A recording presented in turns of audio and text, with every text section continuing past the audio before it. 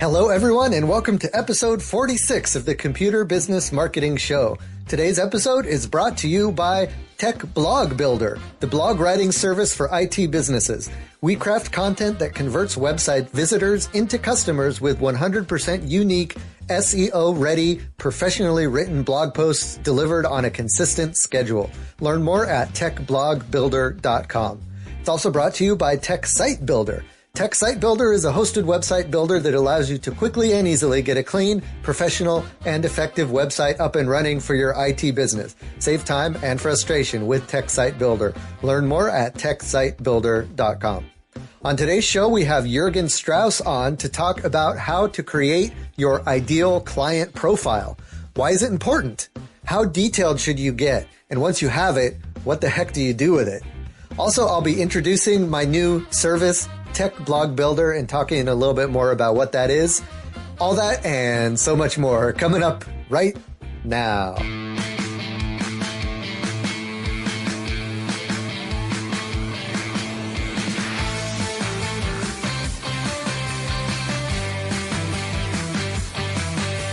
Hello, everyone, and welcome to the Computer Business Marketing Show. If you own or work in an IT services business, this is the place to be to get more clients, keep them happy, and grow your revenue. You can watch, download, and or subscribe to all show episodes at computerbusinessmarketing.com. Also, don't forget, we do this live every Thursday at 7 p.m. Eastern. Just jump on over to Facebook. Be sure to like the Tech Site Builder Facebook page, and then click the following tab and select See First. It's a lot of steps, but it's worth it because once you do that, every time we go live, it'll jump to the top of your Facebook feed, and that way you won't miss it. We love the guys and gals who join us here live every week. They add a lot to the show. They ask questions. They interact with us. We're able to answer those questions live. So, while you're scrolling through baby pictures and cat videos, why not make it a habit to join us here live for the Computer Business Marketing Show? All right. So today we have a cool topic. This one is one of those topics that I always love digging into because it's so important and it's kind of fun. It's like a fun exercise that you can do. Mm-hmm. And when you're finished with it, it's going to make a huge difference in your marketing and your brand, and it's going to make everything so much easier. And I'm talking about your ideal client profile, or some people call it an avatar, or some people call it a persona, or whatever. It's how you determine who your ideal client is, what you need to figure out about that client, how you figure that out, why it's important, and then how to execute on that and use it throughout your marketing efforts. And today we have Jürgen Strauss on, who is going to help us on that journey. And kind of help us figure out how to determine that. So welcome, Jürgen. Thanks for being on the show. Thanks, Matthew. Thanks for having me. It's a privilege to be here. Yeah, and I'm honored to have you on. We roll in the same online circles, and you're definitely someone who contributes a lot of value to whatever community you're a part of. And I think that's why I have you on. And I think you're going to do the same here. So I'm looking forward to it. Before we dig into the interview, though, just as usual, got some housekeeping to take care of, some announcements to make. First of all, just want to remind you guys about the Computer Business Marketing newsletter. That is your weekly dose of computer business marketing tips and tricks. So if, you are struggling to get new clients, or if you want to get a different marketing angle, or maybe you're just writing a blog post and you're struggling on the topic, keep an eye out for the Computer Business Marketing newsletter. Every week, we'll give you the latest podcast episode, the latest any posts or videos that I've made, and also a curated list of some of the best posts that are out there in the blogosphere about marketing. So, posts on SEO, posts on content marketing, posts on in-person networking, all different types of marketing tactics. We curate down a list of the best for you that'll help you with your IT services business. We also talk about some of the popular posts from the Facebook group. And then every week we have a tip of the week, just a nice, quick, digestible, actionable tip that you can take away every week and get motivated to be better at marketing, because a past guest of ours, I forgot who it was, but he said that really everybody who owns a computer business should be a marketer first, and then a technician or a computer repair person or whatever second, because without getting the people into your business, without getting the message out there about your business, you're not going to be able to do the other work that you love, which is fixing computers and all the techie stuff. And Jürgen would agree with that, I think. Yeah, every business is in the business of marketing. Yes, whether you like it or not. So that's right. Yeah. So here we try to help you like it a little bit and make it a little bit less mysterious. And that's what the newsletter does. So head on over to computerbusinessmarketing.com. Right at the top of the page, there is a form you can fill out to get on the newsletter. No spam, just a nice weekly digest of tips and tricks. All right. Moving on to our sponsor. This is actually a new sponsor, and more than a sponsor, it's a new service that I created. So this is a new service I'm putting out to the world. It's my baby. This is the announcement of it. This is the first I'm talking about it on the podcast. I'm super excited about it. It's called Tech Blog Builder. And this is a service where you can go to get basically blog posts written for your computer business blog. That's something that I've actually been doing on Tech Site Builder, the other business that I run, which is where the website platform for IT services businesses. And through that platform, we've been writing blog posts for computer business owners. So we have an awesome process. I have some awesome content writers. We have a very efficient process. So we're able to do it affordably. We're able to get results from it. And I figured, since we have that available and it's a need that people have, why not make it available to the world for people who aren't on the Tech Site Builder platform?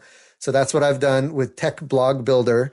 It's basically what we'll do is you sign up for a monthly subscription of either 2, 4, or 8 blog posts. And our writers will get to know your business, the services you provide, the kind of the mood that your business is. Is it a fun-loving type of business, or is it a serious, corporate business? Who are your clients? Who are your ideal clients? We get to know your business, and then we will write posts about the topics you want us to write about. So we're not going to pretend like we know what your clients are going to want blog posts about. You tell us. You say, hey, I want a blog post about this new service I'm offering. Or, hey, I want a blog post about cryptocurrency because my customers keep asking about it. Or I want a blog post about, the latest snafu that Facebook had, or some privacy issues, or, I want a top 10 list of the top 10 reasons to use our business, or the top 5 ways you can keep your computer secure. Whatever ideas you have, let us know. If you don't have any ideas, let us know. We'll come up with some ideas for you. It's a partnership, right? We're going to partner with you. We're going to be your content creator. It's going to be like you have a writer in your back pocket that's writing consistent blog posts. And we talk a lot about on this show about consistency with content, how it's important to keep the content coming out on a consistent basis. And then that way you keep your customers, you keep top of mind with your existing customers, and you also establish yourself as an authority to existing people out there who can see the services that you're offering, see the helpfulness that you're putting out in the world. And then when they're ready to get their computer fixed, they don't even have to think about it. They know, hey, that computer guy that's been posting all those helpful blog posts on social media, that's the person I'm going with, because they know what they're talking about. So Tech Blog Builder is there to help you stay consistent with your blog post writing. Head on over to techblogbuilder.com and check it out. We actually have a cool diagram on there that breaks down the anatomy of a Tech Blog Builder post. So we say exactly what we do, the captivating headline, a relevant image, the way we link to different pages on your site, the different formatting we use. All of that stuff is part of our formula to not only make it an engaging post for your potential visitors or customers, but also to make it SEO friendly. So it's going to really work for you in the search engines. It's going to help boost your website in the search engines, because Google loves consistent content. They love content that's relevant and that's talking about the topics that matter most to your customers. So it's kind of killing 2 birds with 1 stone. You make Google happy, you make your clients happy, and then of course that makes you happy as the business owner.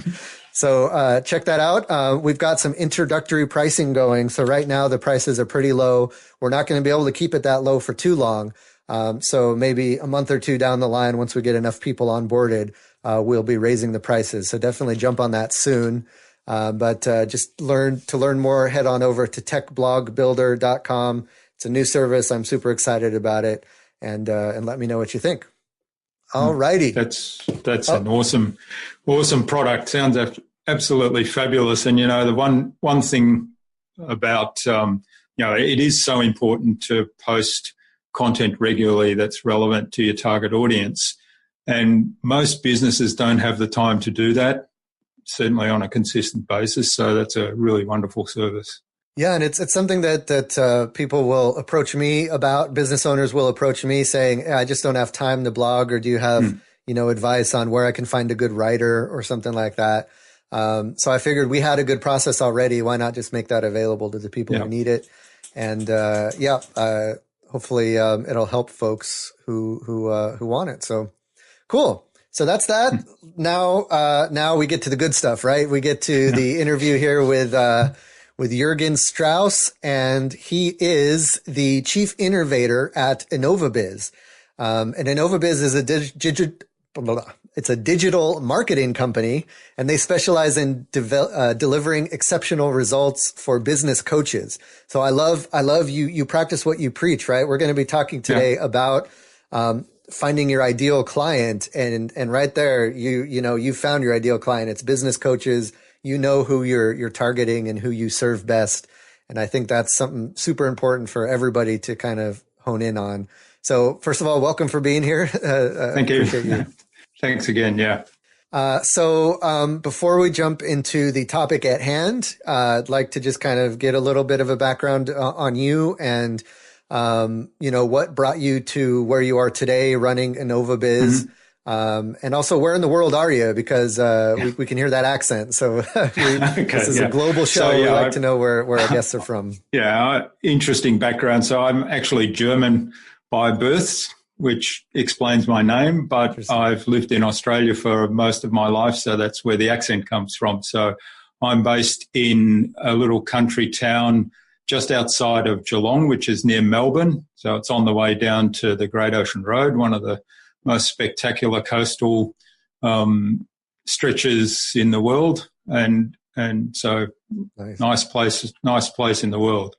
I guess my background, I was actually trained as a chemist, an industrial chemist, research chemist. I started off in the photographic industry, then moved into specialty chemicals area, particularly chemicals that went into the paint industry.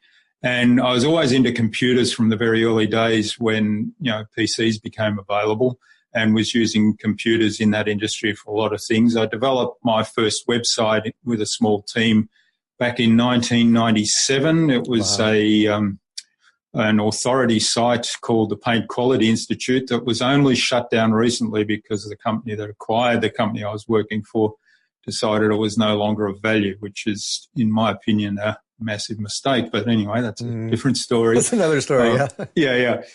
So from being a chemist, obviously I got involved in a whole range of things over a 27-year corporate career. I was managing teams right around the world, global teams, when, before we had things like Zoom, which would have been really useful, but we were doing fax, telex machines in the early days, then fax, then, teleconferences, a lot of those, and a lot of travel, obviously. Went through business management roles, marketing roles, a little bit of internet stuff. And after 27 years, I started to get a bit frustrated with the changing direction, because one of my core values is service to my customers. And I felt that a lot of the changes that were happening were driven by, the new wave of MBAs that were looking at figures and numbers and accounting and not really concerned about customers anymore. So after about 2 years of frustration, I decided to take the hint and head out on my own. And so I thought, business systems and marketing for small business is an area that has huge opportunity. Small business really is driving the modern economy, and yet they do struggle a lot with marketing and business systems. And in the early days when I started, so I've been running Innovabiz for 11 years now. In the early days, many small businesses didn't have a website, and that kind of became my gateway to get in. So I started actually building websites myself, and then building websites that were actually marketing tools as opposed to the online brochure. That was the common thing for the website in those days. Right. So you were kind of on the cutting edge of using a website as a marketing tool to get business and generate leads and revenue and stuff. And that it takes businesses sometimes a while to realize, or sometimes they never realize that's really what the website should be for, right? It's not a vanity project. It's a tool. And the website, and one of the key messages for me is the website's not for you, the business owner. The website's for your customers, your potential customers, which, explains why it's so important to know who they are. Right. So, hey, perfect transition to to the ideal client. So let's talk a little bit about why it's important to know who your ideal client is. Why can't I just say what services I'm offering? Hey, this is what I do. I'm super good at it. And then whoever comes. Why should I go through the process of figuring out who my ideal client is? Yeah. Great question. And the reasons, there's a whole range of reasons, but basically when you get really clear about your ideal client and how you communicate with them and what it is you can do with them, what their problems and needs are, it just changes everything, transforms your business. It makes it so much easier to market.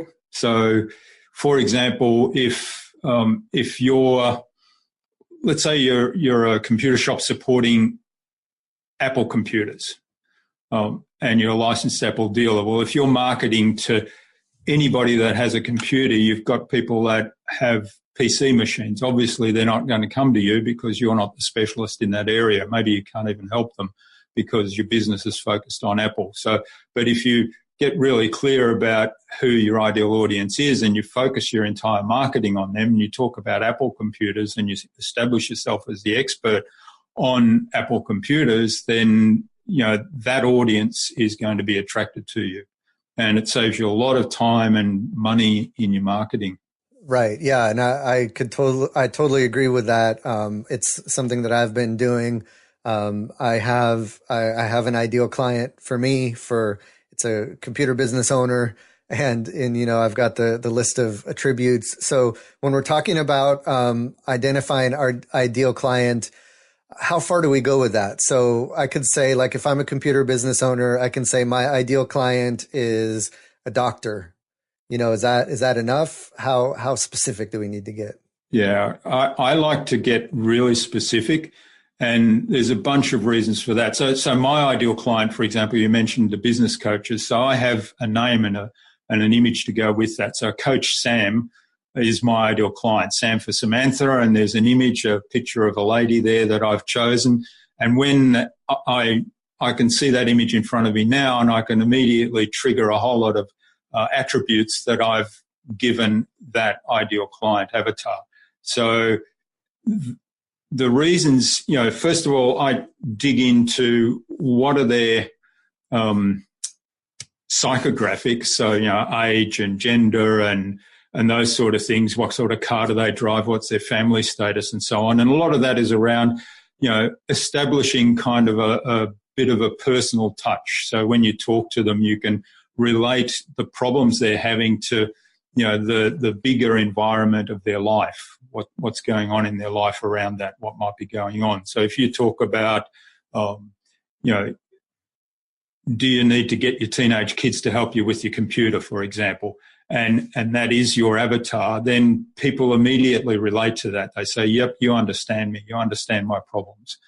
Then I like to go to the next level of, understanding their needs and their frustrations, and even going, I know one of your guests talked about the 5 whys on one of the podcasts, and we like to do that exercise in terms of what are their needs, but then, what's behind those needs. So their needs might be, they've got a computer that's running too slow. But why is that the case? Why are they frustrated about that? And so there might be a whole range of different reasons why they're frustrated with those sort of things that gets you to a level of, talking about frustration. So let's say somebody wants to buy a computer. The end decision is going to be emotional. So whilst they might list all the attributes they want, processor speed, hard disk size, screen size, can it run games? Can it do this? Can it do that?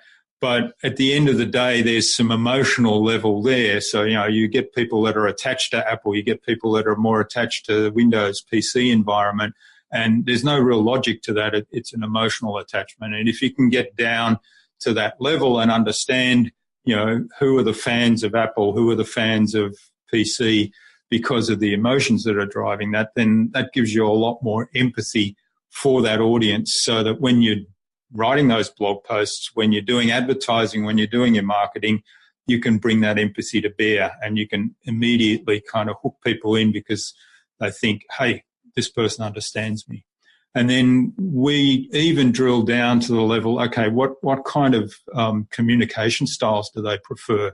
So are they a more visual person, so that you have to get on video to talk to them? You have to have a lot of photographs or infographics or diagrams to explain things to them? Or are they somebody that is more auditory in terms of listening? So they like to listen to things, which means, you might want to do more podcasting things, or you might want to record audio lessons for them. Or are they somebody that is analytical? So they want to see tables of comparisons, tables of features and benefits and so on. So we really drill down to that entire level. And we even go to the level of saying, well, what do those people believe and what are their values? Wow. And compare that to, well, where's the alignment with our own values and where's the alignment with our own beliefs, and what do they believe that we don't believe? That's the really tough one, because sometimes, and in a computer environment, it might be somebody that runs a computer shop might think that it's really easy to format a hard disk, or it's really easy to compact a hard disk, or things like that, whereas the normal user might find that totally intimidating and considers that something they wouldn't dare try themselves. Right. So if you can understand, that here's some things that person believes that I don't believe, and how can I deal with that? How can I communicate at that level? That's super interesting. There's a lot to unpack there. Yeah. So, so you're saying you get very super specific, and you talk about, their physical traits, their some of their emotional traits, some of their habits, and that sort of thing.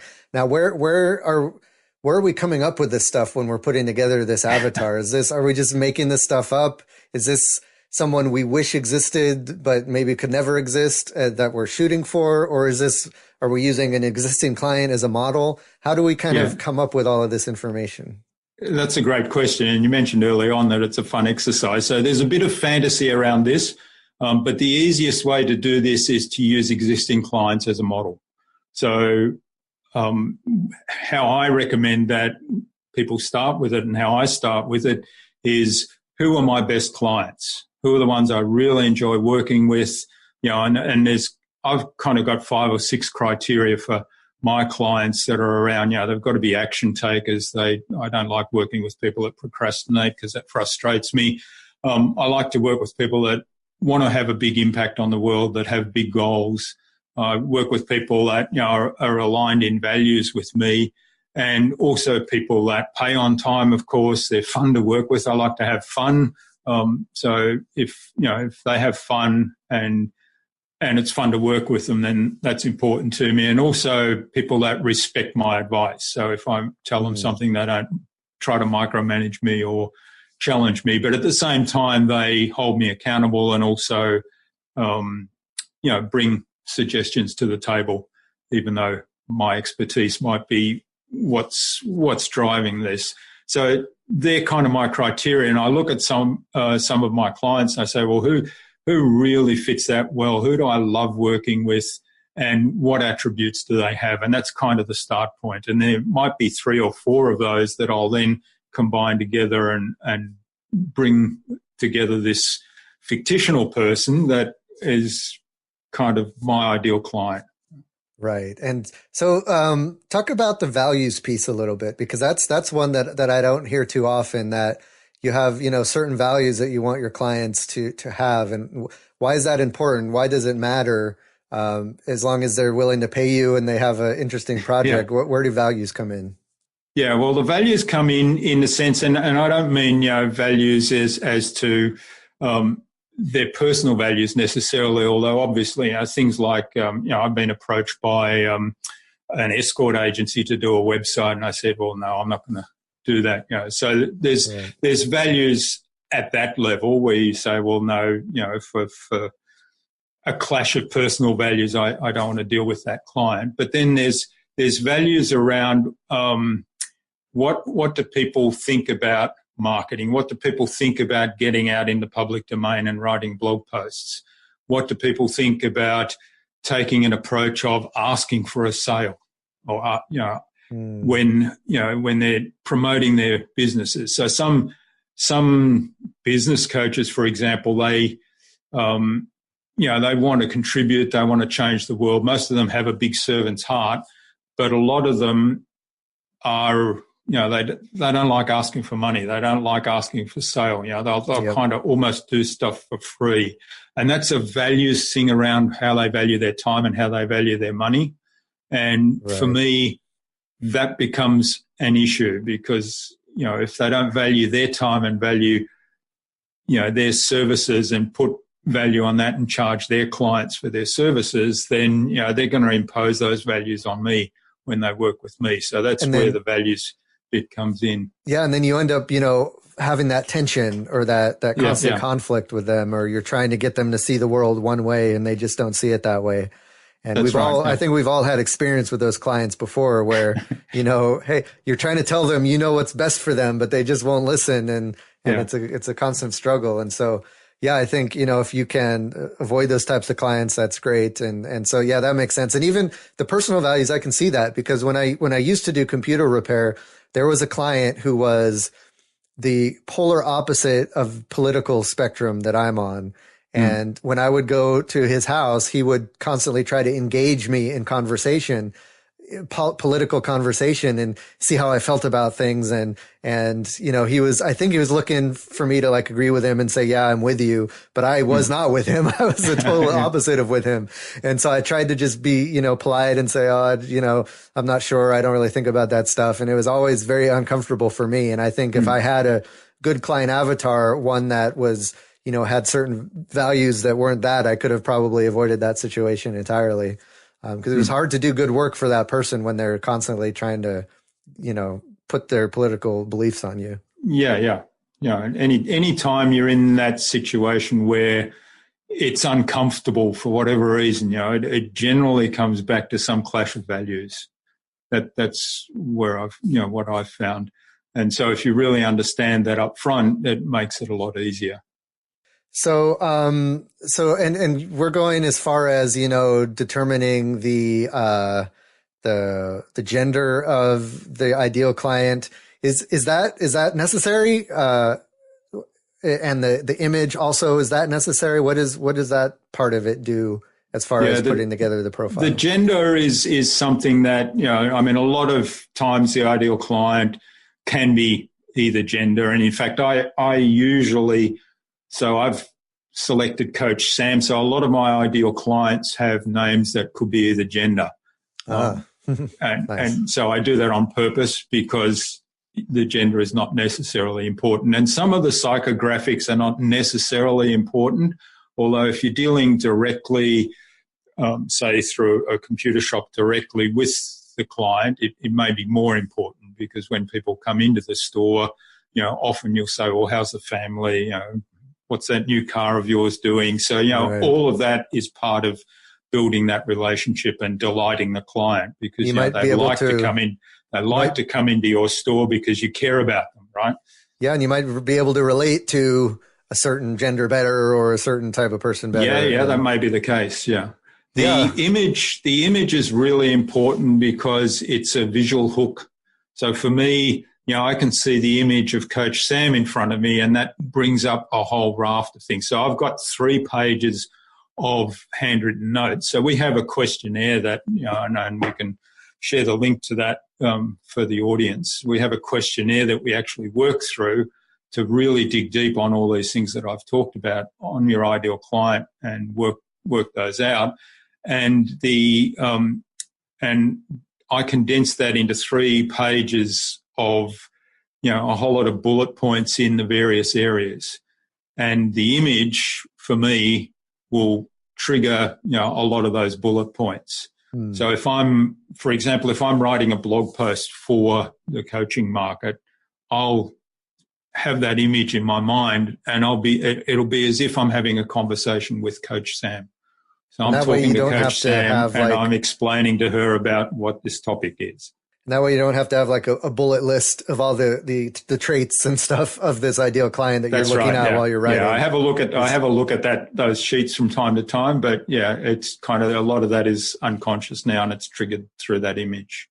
Some people even go to the extent of, having a lot more fun with this. I know of one business, it's actually a coaching training business that has a cutout figure, full, person height cutout figure in the foyer of their office, and it's Carol, and they dress her up. So they dress her up in themes. So every other day she's dressed up, and that's the ideal client. And it's in the foyer because that's where the people who answer the phones, the first point of contact is. Okay. And so anybody that calls the phone, they're looking at Carol, and they're basically talking to Carol.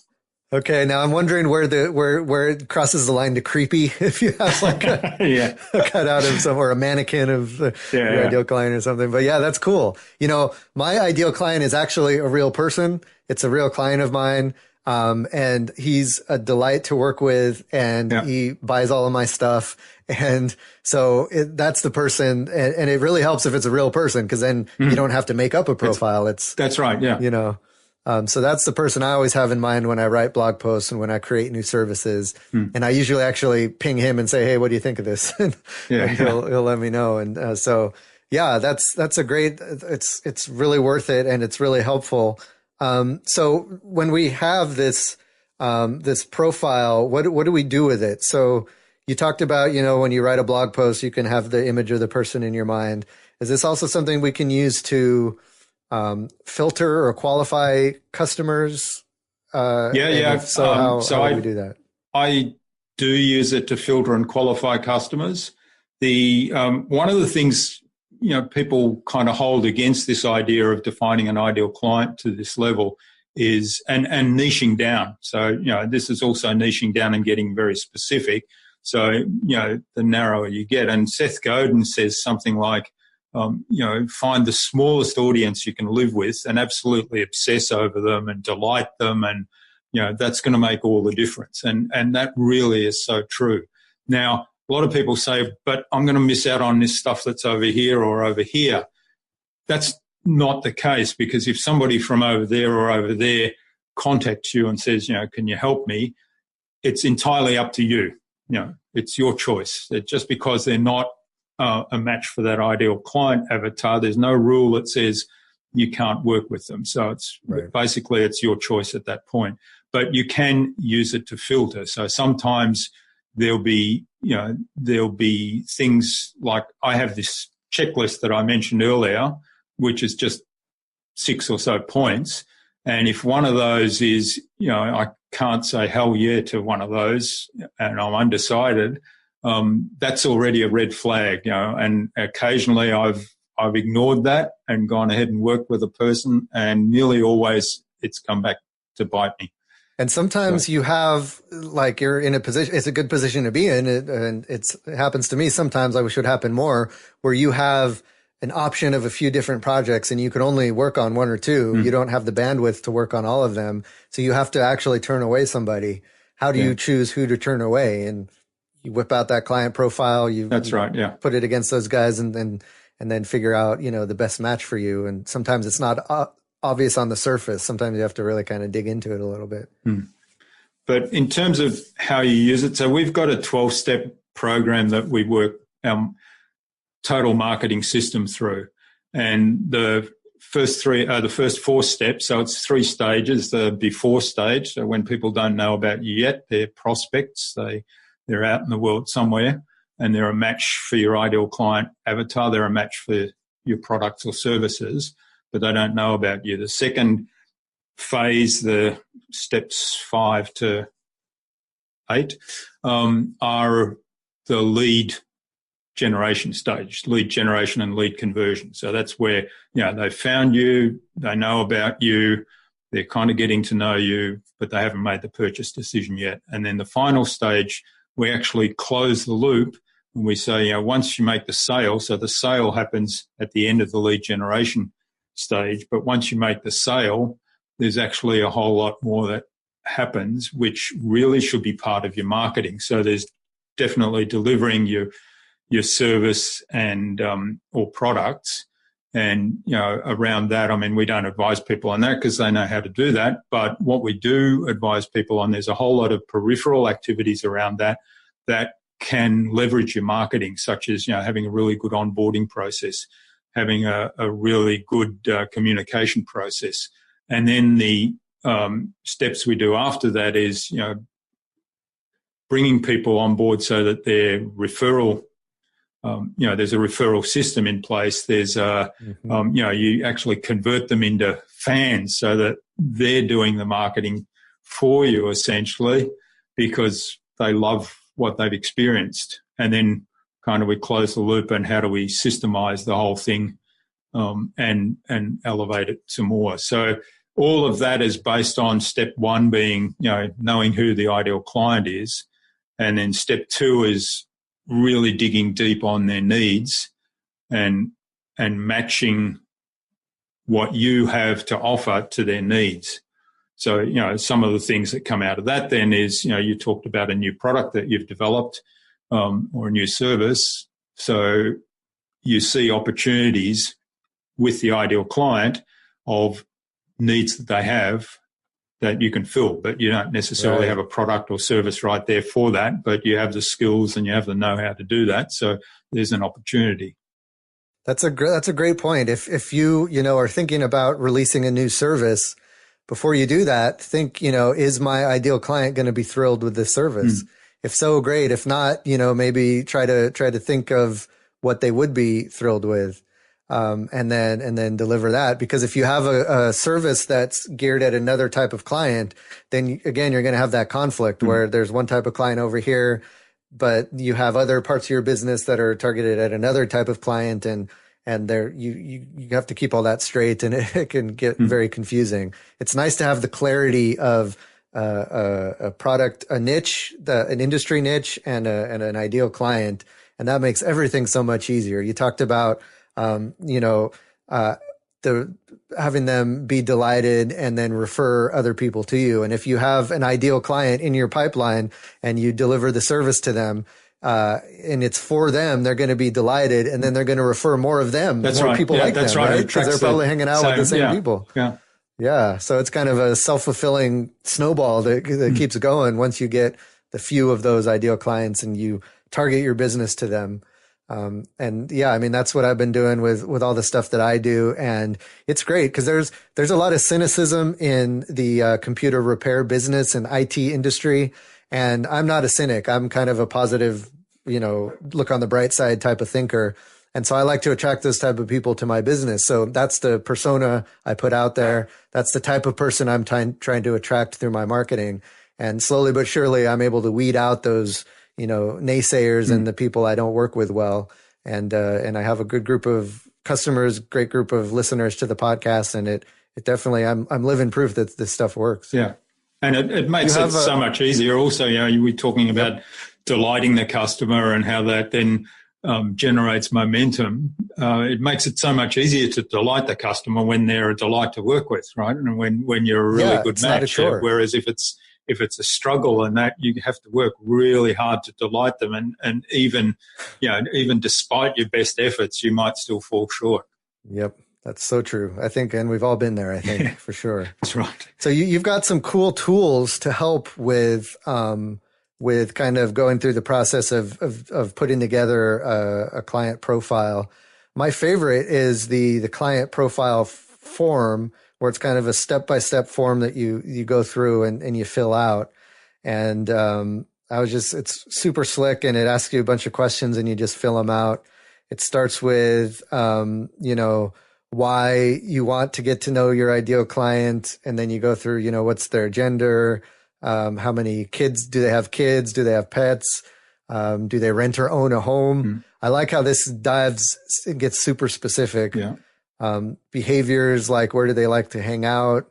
What do they love to do? What do they eat and drink? Because, hey, you might go to networking events. What networking event should you go to find your ideal client? If you hold a networking event, what kind of restaurant should you hold it at? Mm. You go back to your client profile and see, where do they like to eat? Where do they frequent? Let's see some of the other questions. What do they value? What are their aspirations? So where are they trying to be? And maybe, say, hey, I can help you get to where you're trying to be. What is the attitude or attitudes? What do they believe that you don't believe? That's what's the thinking behind that question? Well, that's really the empathy one, because we kind of assume that everybody else has a similar opinion to what I have, and of course that's not right. So if I understand where there's differences in beliefs, now that could be political belief, it could be religious belief, it could be something less fundamental than that. It could be what I said earlier, some people believe that it's really hard to compact and reorganize your hard drive. It's really hard to remember passwords and so on. And yet people in the IT industry would say, hey, that's, trivial. So that's a different belief as well. And if you understand that, and you understand, hey, I can't make that assumption about somebody else. Yeah, that's interesting. I like that. And then here's another one I saw. This is great. Who is your client's ideal client? Yeah. This is like Inception stuff going on here. Right? Yeah. So you can actually repeat the exercise for their ideal client, but then you're doing their job for them. But it's good to have an idea, particularly in the B2B area, because often, we do digital marketing for business coaches, so we help them put together their marketing program. So obviously we take them through that 12-step process, and the first step of that process is who is their ideal client. So it certainly, even if you're not doing marketing, if you're just working with somebody providing services to other businesses or other clients, it helps if you know who their ideal client is, because that gives you some more insight into what are the issues they're dealing with. That's something that I don't do often enough. And I think that's something that everybody doesn't do often enough is if you're working with other businesses, really understand who their client is. And then when you're speaking to them, because your client, they care about delighting their client. So if you can help your client delight their client, then they're going to respond to that. That's and, right. And that's great. That's really cool. I like that. So one of my best clients is a business coach, and her ideal client is in the allied health industry. And, they're typically people that are either growing a practice, so they're not on their own, they're growing a practice and they're managing a business as well as providing the allied health services, or they're working in a practice and looking to move out of there and start up their own. So, that's quite specific as well. And if I understand that, then I know, how to direct her marketing campaigns in terms of where they've got to be positioned and who they should be talking to. Yeah, for sure. And even in the IT space, you want to know, what are the key pieces of technology that, can't go down. They have to be redundant. It could be, there's a POS system because it's, they're doing transactions. What all of that stuff will help you determine what technology is important and how to streamline that and everything. So super important. I think that's a great insight. Some other stuff you have on the form here, what's their preferred communication style? So phone, email, social media, face to face. I know I'm not a phone person. I like to communicate via email. And so that's what my ideal client is like. And so I do all of my communication via email. I don't even publish my phone number, and that helps to kind of filter out that type of client. And then how do they learn, visual, auditory, kinesthetic, and that can kind of help you maybe put together some different types of marketing. How do they like to receive their goodies? Nice. And how do they network? Yeah. In meetups or coffee chats. Yeah. This is great. This makes you think about, things that you don't normally think about where to meet your clients and how to communicate with them. Cool. So I'm going to put a link to this I already put it in Facebook. I'll put it in the show notes. You also have, a template that people can, take a look at and fill out, where you have like the picture of your ideal client, and you can fill out the profile around the picture for that person. Yeah. So the last step of that questionnaire essentially is to take all that information and put it into this template. And I think in the template, I've actually got Coach Sam there as an example. Yep. There she is. Great. So, is there anything else that we didn't touch on that you wanted to touch on about your ideal client avatar? No, I think we've probably covered all the important bits. Yeah. Cool. Yeah, I think it's kind of if you guys have if you guys have the time, and I think you should find the time, go through this worksheet and fill it out. And just have that there. It's something takes you 5 minutes to do. Once you do it, you have it for the rest of your business career, basically. And of course, you can update it and change it over time, but it's a great thing to have ready to go when you're writing emails, when you're putting together a social media post, when you're putting together an advertising campaign, or a flyer or whatever. Even your website and the forms you build on your website, if you want to insert some humor or whatever. All of that stuff should be focusing on your ideal client, and it just it all kind of writes itself, really, when you do that. So I'm a big believer in this. I've been reading a lot of books recently on storytelling and messaging, and I don't know, because I'm focused on it, but it's the red car syndrome. But I'm seeing this ideal client as the first stage of all of that. So I'm reading the Story Brand, I think it is, by Donald Miller, which is a great book. And he talks about, using stories in your marketing, telling stories, and that, it's not your story. The hero of your story is the client, and you're just the guide. So, you're the guide, which is actually the most important role. But, most people want to be the hero. And so he says, you're the guide. So the hero is your ideal client. So, and a lot of what he talks about comes back to understanding how you position that person as the hero, which to me is, if you really know the ideal client. The other thing that might be worth talking about, this exercise you can use, if you're doing presentations or you're doing webinars, writing blog posts, so you've got an audience. Doing a presentation, you have an audience. Doing a webinar, you have an audience. So sometimes it's really good to actually do an ideal audience profile. So, don't call it a client, call it an audience, and get, a deeper level of understanding of that, and then use that to put together the presentation material.